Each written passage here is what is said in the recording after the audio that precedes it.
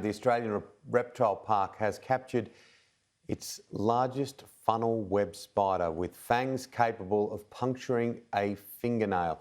It's dubbed the Megaspider. The park says it's roughly twice the size of a typical funnel web spider.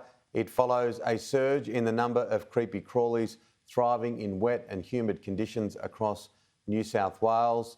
Joining me live is the head of reptiles and spiders at the Australian Reptile Park, Daniel Rumsey. Daniel, this would be enough to scare most people out of their wits, the Megaspider.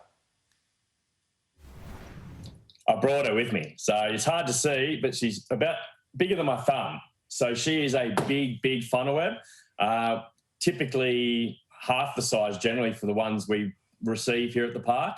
So yeah, quite shocking. I actually found her in the tub and I thought, what is that? Why have we found a spider of this size at this time? But this particular species of funnel web actually grows a little bit larger than the one we typically work with. That's more commonly found in the kind of the greater Sydney region. But obviously, as the weather warms up and it starts to rain and funnel web spider activity does start to increase, it's also a good reminder that, you know, potentially they're one of the most dangerous spiders on the planet, not just here in Australia. So it's always a good reminder to be safe when it comes to spiders, because I would not want to cop a bite off a really large funnel web. Yeah, no, it's enough to make your skin crawl just talking about it, but there is a positive. Venom harvested from the spider will help save lives. Yeah, exactly. So the Reptile Park's been milking spiders, and it sounds like a funny process, but we extract venom from those spiders and turn that raw venom into the anti-venom product, which saves a couple of people's lives every couple of years. So it really is an important program. Thankfully, there's been no funnel web spider fatalities in Australia for a long time, and that's because of the anti-venom program. Just a quick reminder, if someone has the awful moment where they are bitten by a funnel web, what are those quick steps? So everyone in Australia should know how to treat a snake bite. Well, I hope so anyway, for our Australian venomous species. So if you know that procedure, it's the same for funnel web. So immobilise the limb that's been bitten, apply a pressure bandage, and of course, seek immediate medical attention.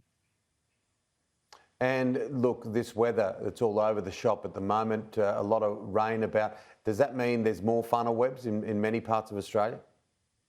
Yeah, definitely. And obviously it's the time where male funnel webs are going to be on the move as they venture out looking to mate with females. So it's the male, particularly when we talk about Sydney funnel webs, the male's the toxic one, or the really toxic one, 6 times more toxic than the female. And as the rain comes, and particularly those really warm nights, you got a lot of male funnel web activity. And, you know, they turn up into some strange places, you know, people's shoes, skimming basket at the pool. So always be aware. Teach your kids, of course, look out for spiders. Don't play with them too much. Well, don't play with them at all, I should say. Yeah, absolutely. Is it the case of the bigger they are, the more venomous? Not typically. We have, when we're extracting venom from some of the males, some of the smaller males, the kind of like, I guess I'd say, the new ones that arrive at the park, they can really pump large amounts of venom. It always comes back to the individual, particularly when we're milking them. Some of our largest male funnel webs actually don't produce much venom, and then you get a little one and they really go hard at it. So not typically, but obviously the size of the fangs and the power in a bigger spider might be a little bit different as well. Yeah, some important messaging this morning as we head into the warmer months. Daniel, good to see you. You too, mate. Thank you.